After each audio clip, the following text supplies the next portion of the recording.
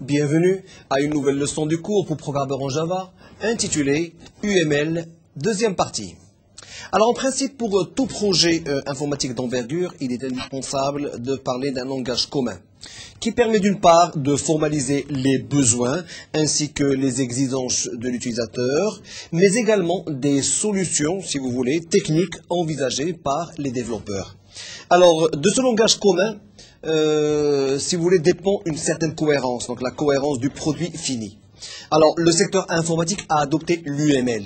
Alors, comme langage pivot, pourquoi? Parce que l'UML reste un langage qui est très complet, il reste un langage qui est orienté objet, et qui reste un langage qui est indépendant de tous les autres langages de programmation qui serviront de réaliser ou de faire une réalisation effective du projet. Donc, il est désormais un élément incontournable. Alors, l'UML n'est pas une méthode de conception, mais une notation graphique, contrairement aux autres, si vous voulez, logiciels d'analyse ou méthodes d'analyse. C'est une notation graphique qui reste normalisée de présentation de certains concepts de modélisation de systèmes objets. Alors, en particulier, l'UML ne précise pas dans quel ordre et comment ces diagrammes vont interagir ou comment ils seront définis. Cependant, l'UML est indépendant de toute méthode de conception et peut être utilisé avec n'importe quel processus, si vous voulez. Alors, sans plus tarder, le menu de cette leçon. On va voir les aspects dynamiques, les aspects de la collaboration entre objets, et puis les aspects physiques. Et tout à fait à la fin, on va voir un exemple de développement. Donc c'est un calculateur d'aire et de périmètre, de surface si vous voulez, et de périmètre. Les aspects dynamiques. Alors, state diagramme ou diagramme de states. C'est un ensemble de propriétés et valeurs qui décrivent l'objet à un moment donné.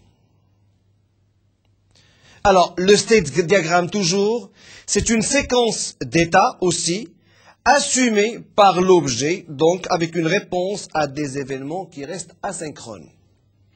Alors, on va le voir ici. Vous avez bien sûr votre objet qui est là avec les contrôles, les do, check art et ainsi de suite, avec des actions actives, événements, des appels de méthode, et puis des événements art reçus, ainsi que d'autres activités comme le do, action, entry, exit, when, et puis after, et ainsi de suite. Alors, vous avez bien sûr l'évolution, vous avez un état, vous avez une certaine transition, et vous avez un état tout à fait à la fin. Mais entre les deux, vous avez des events guard, des actions qui vont être manipulées pour bien sûr transformer un état initial vers un état final. Alors pour ceci, vous avez bien sûr la possibilité de déployer le all checked et le all available. Le hard compte reçu, donc all available aussi. La livraison effectuée, ainsi qu'une entrée pour l'état initial ou la terminaison. Alors on le voit ici, vous avez bien sûr vos paramètres de contrôle avec les do, check art. Vous avez l'envoi de la livraison si vous voulez comme un exemple et vous avez l'attente entre les deux. Et bien sûr, vous avez le not all checked /print_art qui, bien sûr, c'est une source de contrôle au sein du même contrôle. Entre le contrôle et l'attente, vous avez le all checked and not all available, et ainsi de suite. Toujours est-il, vous avez certaines interactions entre le point de départ, bien sûr, des actions, et le point d'arrivée ou la fin, bien sûr, de votre schéma. Alors, on passe maintenant au diagramme des activités, qui est centré sur les activités exécutées par l'objet pendant son existence. Donc c'est un comportement séquentiel et parallèle. On va voir maintenant le diagramme des activités. Donc il exprime le comportement en parallèle. Donc vous avez des activités. Et bien sûr, entre les activités, vous avez des branches et des jointures qui vont vous permettre d'expliquer un petit peu l'interaction entre une activité et une deuxième activité. Les aspects de la collaboration entre objets. Alors, vous avez un diagramme des séquences. Donc, un diagramme des séquences, c'est un diagramme qui va illustrer des séquences, mais en fonction du temps. Donc, vous avez ici, au niveau du diagramme, l'échelle de temps qui est là, et vous avez les séquences, avec bien sûr la communication entre les séquences là. Alors, vous avez l'objet de type 1, si vous voulez, l'objet 2 qui est là, et ainsi de suite. Alors, au niveau vertical, donc c'est la fonction temps. Au niveau horizontal, bien sûr, c'est la fonction objet. Donc, le premier objet, deuxième objet, troisième objet, et ainsi de suite. Et alors, pour ceci, bien sûr, vous devez utiliser le lifeline, le new, les call, les return, les self-call, ainsi que les dispose. Alors, on va le voir ici. Vous avez ici dans le temps, le diagramme, vous avez plusieurs objets, donc vous avez l'objet calculateur si vous voulez, l'objet cercle, l'objet dialogue et ainsi de suite, et bien sûr la communication qu'il y a entre les objets new, show, c'est-à-dire visible et ainsi de suite. Donc toujours est-il, la représentation ici se fait d'une manière sous forme de séquence et dans le temps, c'est-à-dire que verticalement, c'est le temps. Horizontalement, ici, ce sont les objets que vous avez. Et entre les deux, il y a les, si vous voulez, les contacts ou les liaisons avec des explications.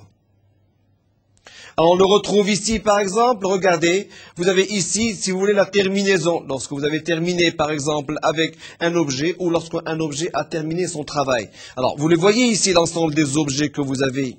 Alors, dans le temps, ici, c'est en termes de temps qu'il faut travailler, et là, c'est en termes, bien sûr, d'objets que vous allez travailler. Alors, vous pouvez avoir, depuis le début jusqu'à la fin, tous les objets, ainsi que toutes les séquences et les interactions entre les objets.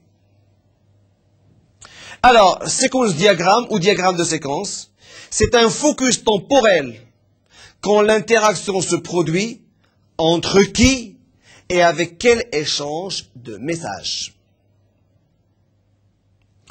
Un diagramme de collaboration, donc, ou collaboration diagram, idem, mais objet, donc idem que le diagramme de séquence si vous voulez, mais objet disposé plus librement, donc c'est plus facile de les dessiner, proches pour exprimer leur provenance des mêmes modules. Et on va le voir ici. Donc vous voyez que c'est encore plus simple, le diagramme de collaboration reste plus simple que le précédent. Pourquoi? Parce que on le manipule aisément, nous avons des objets là, et bien sûr, vous avez les interactions entre les objets ici. Qu'est-ce qu'on peut faire? Dans quel sens l'interaction va être faite? Et ainsi de suite. Les aspects physiques, cette fois-ci. Alors, vous avez des diagrammes qui documentent le niveau physique de l'application, c'est-à-dire les modules software qui le composent. Leur dépendance, leur disposition spatiale en termes, si vous voulez, d'espace. Et on le voit ici. Vous avez une certaine interaction entre des niveaux physiques. Vous avez le calculateur ici et vous avez les formes, si vous voulez, ici. Alors, le diagramme de comportement. Donc, c'est un composant, c'est un module de code. Et il y a une certaine dépendance entre le A et le B, si vous voulez. Les changements en B se répercutent sur A. C'est-à-dire que lorsque vous avez, par exemple, deux objets entre A et B, et vous présentez le diagramme de comportement, alors les changements en B doivent se répercuter sur le A. Et on le voit ici. Vous avez, par exemple, votre calculateur. Vous avez votre interface graphique ici. Vous avez les figures, les cercles, les rectangles. Figure considérée comme classe, si vous voulez. Cercle qui est configuré comme une sous-classe ou comme une instance, un objet de la classe figure. Rectangle aussi qui est considéré comme une instance de la classe figure et qui est représenté comme un objet. Donc vous avez un diagramme de comportement ici. Alors, le diagramme de déploiement. Donc, vous avez des dépendances d'interface, de généralise, des calls, donc des méthodes d'appel, des send events, des compilations, des friends, et ainsi de suite. C'est des nœuds physiques et ce sont des modules qui sont contenus. Alors on va le voir ici, il est plus proche que le diagramme de comportement si vous voulez. Sauf que maintenant il y a des regroupements qui vont être faits pour pouvoir bien visualiser votre diagramme. Par exemple, le calculateur et puis tout ce qui est forme géométrique, vous les allez trouver à la maison. Tout ce qui est interface graphique à Magneto, si vous voulez, et automatiquement une certaine interaction pour pouvoir savoir le déploiement, comment déployer tous ces éléments-là au niveau de votre analyse et votre programme à la fin. Alors maintenant, on va voir un exemple de développement, le calculateur d'air et de périmètre. C'est-à-dire qu'on a besoin, on va faire un petit exercice pour pouvoir vous expliquer correctement comment calculer, si vous voulez, l'air, la surface, sinon le périmètre d'un cercle ou d'un rectangle bien précis. Et on va voir, on va essayer d'analyser ensemble les étapes à suivre pour pouvoir arriver à l'étape finale, pour pouvoir bien sûr la céder au programmeur pour qu'il puisse programmer d'une manière orientée objet. Alors le projet, c'est un calculateur d'air et périmètre de figures géométriques, des cercles et des rectangles. Donc automatiquement, il doit calculer, les formules sont simples, et on va voir maintenant comment on va faire tout ça. On s'attend à ce que l'utilisateur lance le programme et voit une fenêtre de dialogue principale avec touche, cercle, rectangle et fin. Vous voyez comment on commence à analyser. On commence d'abord à penser comment l'opérateur va lancer son programme et qu'est-ce qu'il doit avoir en face. Vous le voyez, donc on lance un programme, on va avoir une fenêtre de dialogue qui va nous permettre, qui va nous inviter à choisir soit un cercle, soit un rectangle, bien sûr avec des touches cercle, rectangle, sinon une troisième touche fin si on veut faire, si on veut terminer le programme. Si on appuie sur fin, donc il y a un arrêt carrément de votre programme. Alors maintenant, si on appuie sur cercle ou rectangle, on montre une boîte de dialogue avec un text box où insérer les données, rayon ou base, hauteur et bouton calculer R et calculer périmètre. C'est-à-dire que si vous choisissez par exemple cercle, vous allez avoir une boîte de dialogue qui va vous inviter à insérer, si vous voulez, le rayon de votre cercle, le diamètre de votre cercle. En tous les cas, les paramètres qui vont permettre, bien sûr, au programme ou à la méthode de pouvoir calculer la surface, sinon le rectangle, sinon le périphérique de ce cercle-là. Alors, la boîte de dialogue va apparaître, elle va vous inviter à insérer des informations pour, bien sûr, faire le calcul, et après, vous devez cliquer pour avoir le résultat. Et c'est la même chose pour les rectangles aussi. Alors, en pressant sur calculer l'air ou calculer périmètre si vous voulez, si les données sont correctes, un message de dialogue qui montre le résultat s'ouvre et une touche OK. Avec OK, on revient à la fenêtre principale. C'est-à-dire que vous allez avoir accès à une fenêtre. Alors, lorsque vous allez avoir accès à une fenêtre en cliquant sur le bouton, vous allez avoir une autre fenêtre de résultat avec un bouton OK. Alors là, on va le voir tout de suite et on va l'expliquer correctement. Alors, tout à fait au début, vous allez avoir une fenêtre qui va apparaître de cette manière-là. Alors, une fenêtre où il va y avoir peut-être 3 boutons. Donc, un premier bouton, où c'est inscrit cercle, sinon avec une certaine image. Un deuxième bouton, où c'est inscrit rectangle, où vous allez insérer rectangle. Et puis, un troisième bouton, stop ou fin, si vous voulez.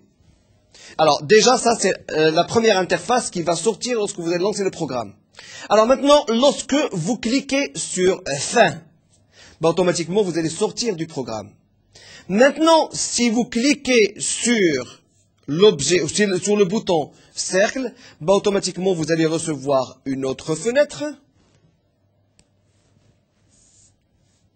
Cette fenêtre-là va vous inviter par exemple à insérer le rayon ou le diamètre, en tous les cas un paramètre qui va vous permettre de calculer l'aire du cercle. Donc vous devez saisir avec un curseur ici, vous devez saisir, et puis avoir un bouton pour pouvoir calculer. Là où il y a OK.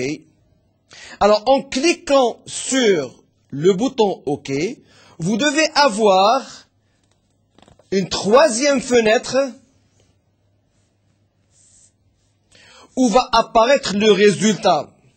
Par exemple, si c'est une surface à calculer, donc peut-être 2,3 mètres carrés.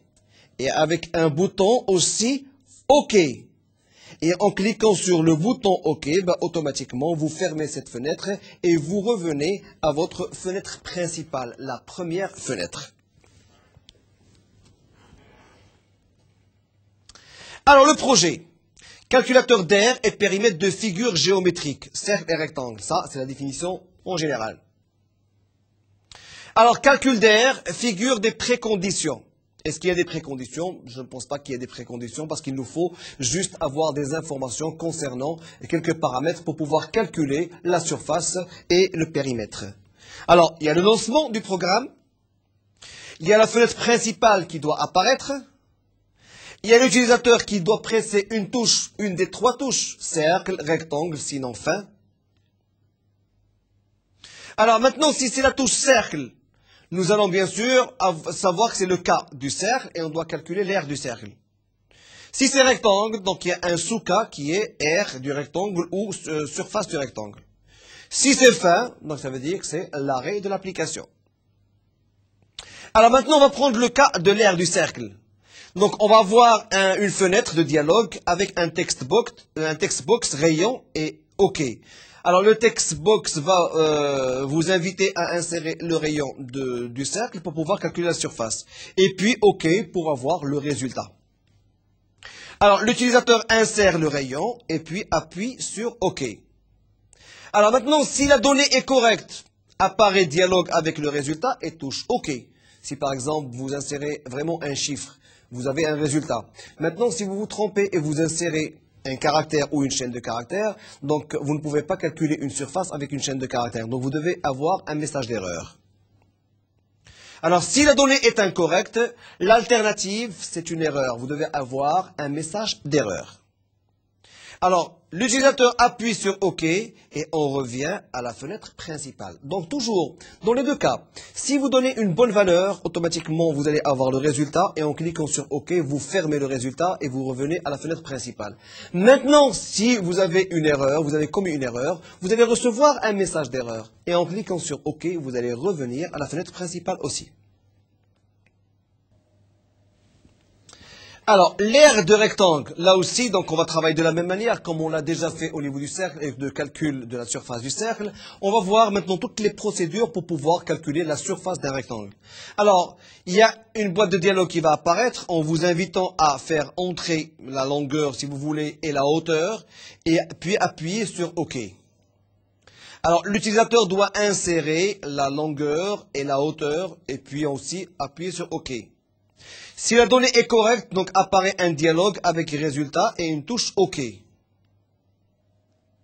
Si la donnée est incorrecte, donc vous devez avoir un message d'erreur et puis OK qui va vous faire retourner à la fenêtre principale. Donc c'est le même processus que le calcul d'aire du cercle. Alors au niveau de l'alternative erreur, la fenêtre de données doit persister. Donc vous pouvez avoir une fenêtre de données qui persiste. C'est une alternative. Message console suffisant. Donc, il faut prendre ça en considération. Alors, le use case modeling, donc les scénarios que vous avez. Vous avez un utilisateur bien précis. Il doit choisir entre le calcul de surface et le calcul de périmètre. Alors, s'il choisit calcul de surface, il doit choisir est-ce que c'est la surface d'un rectangle ou bien la surface d'un cercle. Et là, on utilise bien sûr le include. Et puis, il va falloir avoir des données pour calculer les surfaces. Et au niveau des données, on peut avoir une alternative, c'est que les données sont incorrectes. Donc, on peut avoir des données correctes et des données incorrectes. Donc, l'utilisateur doit choisir entre deux possibilités, le calcul de la surface ou le calcul du périmètre. Si vous choisissez le calcul de la surface, vous avez la possibilité de choisir entre deux éléments, la surface du rectangle et la surface du cercle. Et pour calculer ces surfaces, on a besoin de données. Et ces données peuvent être des données correctes, comme peuvent être des données qui sont erronées. Alors, toujours au niveau du use case modeling cette fois-ci, alors, vous avez votre utilisateur, d'accord? Vous avez le calcul d'air, vous avez choisi le calcul d'air, l'air du rectangle et l'air du cercle. Vous avez un check. Pourquoi? Parce que vous avez des données. Alors là, ou bien vous avez encore une fois des données qui sont correctes, ou vous avez des données qui sont erronées, ben à ce moment-là, vous allez sortir avec un message d'erreur. Donc il y a une variation au comportement normal dans la forme la plus stricte. Et puis, à la fin de traitement, donc il y a deux cas, deux use cases. Alors, premier cas, c'est le calcul d'air. Le deuxième cas, c'est le calcul de périmètre. Alors, le calcul d'air, c'est ce qu'on va voir maintenant. Et le calcul du périmètre, vous pouvez l'avoir au niveau des exercices et la transition que vous pouvez faire. Alors maintenant, les objets et les classes. Vous voyez que tout à fait en bas, vous avez l'objet cercle qui reste une instance, bien sûr, d'une classe bien précise. Vous avez l'objet rectangle aussi. Alors l'objet cercle, vous avez comme paramètre, si vous voulez, ou comme variable, le rayon. Rectangle, vous avez comme variable la base et la hauteur, ou la longueur et la hauteur. Et bien sûr, vous avez un système avec lequel vous devez dialoguer, donc le programme, qui va vous permettre d'ouvrir une fenêtre principale. Alors cette fenêtre principale va vous envoyer vers un choix bien précis, ou bien une fenêtre de dialogue pour les cercles, ou bien une fenêtre de dialogue pour les rectangles. Sinon, après, vous allez recevoir une fenêtre de dialogue pour le résultat. Si le résultat est bon, vous allez avoir un résultat, un chiffre. Si le résultat n'est pas bon, sur la même fenêtre, vous allez recevoir un message d'erreur. Et vous avez bien sûr les boutons. Donc le bouton qui reste une classe que vous devez utiliser là où vous voulez. Alors le diagramme des objets. Alors, en termes d'objets, vous avez le calculateur, vous avez la fenêtre principale, et vous avez par exemple le cercle qui reste des objets. Alors maintenant, pour la fenêtre principale, elle a besoin d'attributs pour les cercles. Et bien sûr, pour pouvoir un calculateur, là aussi le calculateur, il a besoin d'attributs pour le cercle. Et après, donc la fenêtre principale va donner toutes les informations au calculateur pour nous donner et pour nous calculer le résultat. Alors, le pattern MVC, modèle, view et contrôleur, le thème récurrent. C'est-à-dire que vous devez avoir un modèle, vous devez avoir de l'affichage et vous allez avoir, bien sûr, des sections de contrôle. Alors, on va le voir ici. Vous avez votre fenêtre, la frame. La fenêtre principale qui est là. Alors, la fenêtre principale, bien sûr, vous avez des fenêtres de dialogue pour le cercle, des fenêtres de dialogue pour les rectangles, et vous avez des fenêtres de dialogue pour le résultat. Et vous avez des boutons. Donc, au niveau de la fenêtre principale, on doit indiquer tous ces éléments-là avec les boutons. Vous avez un calculateur avec une figure, une classe figure, si vous voulez, où la classe figure est composée de deux instances, deux objets, l'objet cercle et l'objet rectangle. Alors maintenant, lorsqu'il s'agit de figure, là, donc l'objet, si vous voulez, ou la classe que vous voulez, la classe principale, c'est la figure. Alors on passe maintenant à un objet plus concret. Donc vous avez votre figure géométrique, avec une abstraction et avec un calcul de surface. Et là, vous devez choisir entre le cercle qui a un rayon et un calcul d'air, et le rectangle qui a une base, une hauteur, avec un calcul d'air. Alors vous voyez maintenant les instances ou les objets que vous avez, avec certaines données, avec certains paramètres et avec certaines méthodes pour pouvoir calculer les surfaces. Là aussi, au niveau de la classe principale ou, si vous voulez, de la superclasse, vous avez aussi bien sûr la figure géométrique et vous avez l'abstraction et puis les méthodes de calcul d'air. Alors, on va revenir toujours à notre schéma, mais cette fois-ci, c'est au niveau de la fenêtre principale. C'est-à-dire qu'après tous ces éléments-là, il faut avoir recours à la fenêtre principale pour pouvoir travailler, parce que c'est à partir de la fenêtre principale que vont être dispatchés tous les éléments. C'est-à-dire que, ou bien vous allez être basculé vers une fenêtre de calcul de cercle, avec tous les éléments de cercle, avec les text box qui vont vous inviter à saisir le rayon. Sinon, vous allez être basculé vers une fenêtre qui va vous inviter à donner la base, si vous voulez, et la hauteur du rectangle. Sinon, après, vous pouvez avoir une fenêtre de résultats. Si les résultats sont bons, donc avoir le calcul d'air. Si les résultats ou les données sont de mauvaises données, bon, automatiquement, vous allez recevoir un message d'erreur. Voilà, donc c'est ça, le passage entre la fenêtre principale et puis la fenêtre, les fenêtres secondaires, si vous voulez. Alors, le calculateur maintenant. Vous avez bien sûr une attente. Pourquoi une attente? Parce que le calculateur doit attendre des informations pour pouvoir calculer. Quelles sont ces informations-là? Les informations que, s'il s'agit du calcul de la surface d'un cercle, il attend de vous le rayon. Si maintenant il s'agit de calculer le périmètre ou la surface d'un rectangle, il attend de vous, si vous voulez, les informations concernant la base et la hauteur, et ainsi de suite. Donc il y a une certaine attente tout à fait au début, avant de pouvoir envoyer les informations au niveau du calculateur de la surface. Alors, fenêtre principale maintenant. Au niveau de la fenêtre principale, il y a une certaine attente. Et après, il y a un contrôle. Pourquoi un contrôle? Il y a un check-bouton pour pouvoir choisir entre, si vous voulez, le cercle ou le rectangle. Donc, il y a un check-contrôle que vous devez installer. Et puis, automatiquement, vous devez passer au calculateur d'air du rectangle ou le calculateur d'air du cercle, si vous voulez. Et bien sûr, vous avez votre bouton fin tout à fait à la fin. Alors, les diagrammes d'interaction qui ont été bien vus auparavant. On les voit ici. Vous avez votre fenêtre principale, qui reste le noyau maintenant. Cette fenêtre principale, bien sûr, on en découle trois autres fenêtres. La fenêtre de dialogue pour les cercles, la fenêtre de dialogue pour les rectangles, et la fenêtre de dialogue pour la restitution, pour les données et pour les messages d'erreur. Et tout ça, bien sûr, ils appartiennent au dialogue AWT. Et puis, au niveau de la fenêtre principale, vous devez insérer les boutons qu'il faut. Donc, les boutons qui vous permettent de passer soit vers le cercle, soit vers le rectangle, et puis un bouton de fin pour pouvoir faire fin ou donner fin au programme. Et vous avez votre calculateur qui a besoin toujours de données, et ce calculateur se base sur des objets, l'objet cercle et l'objet rectangle, qui sont eux-mêmes des instances de la superclasse figure. Alors maintenant, le calculateur, on va le voir ici, sous forme d'un objet, instance d'une classe si vous voulez. Alors, vous avez le cercle, qui est un cercle, et vous avez le rectangle. Et vous avez ici les méthodes qui vont vous permettre de calculer les aires ou les surfaces, bien sûr, de ces figures géométriques. Alors, aux figures géométriques et à la fin, bien sûr, de la programmation. Alors, là aussi, pour la fenêtre principale, alors la fenêtre principale est constituée de boutons cercle, boutons rectangle, boutons fin, et puis le calculateur pour pouvoir calculer.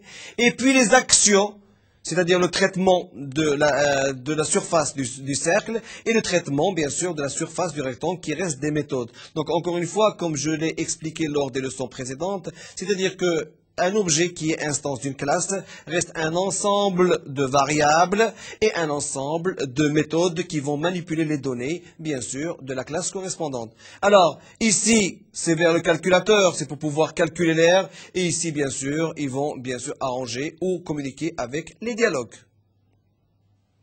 Alors, on va le voir ici. Dans le cas d'un cercle, vous avez, si vous voulez, l'objet cercle avec sa boîte de dialogue. Et au niveau de la boîte de dialogue, vous avez tous les éléments que vous allez insérer au niveau de la boîte de dialogue, ainsi que l'action à faire. La même chose pour le rectangle et la même chose pour la fenêtre du résultat. Alors maintenant, pour pouvoir vérifier tout ça, vous avez des exercices à faire au niveau du chapitre 2, donc figure géométrique vers 1 FG et figure géométrique vers 2 FG pour le système d'ensemble. Alors maintenant, si vous avez besoin d'informations complémentaires, vous pouvez toujours vous connecter au site de Netuno en cliquant sur le lien MedMeteo.